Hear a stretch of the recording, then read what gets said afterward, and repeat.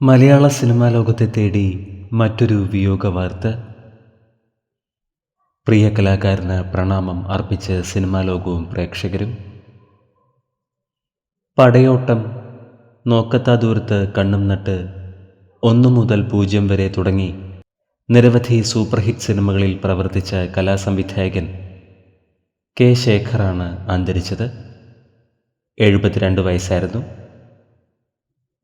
തിരുവനന്തപുരത്തെ വീട്ടിൽ വച്ചാണ് അന്ത്യം സംഭവിച്ചത്. 1982 പുറത്തിറങ്ങിയ പടയോട്ടം എന്ന ചിത്രത്തിലൂടെയാണ് മലയാള സിനിമയിൽ അരങ്ങേറ്റം കുറിച്ചത്.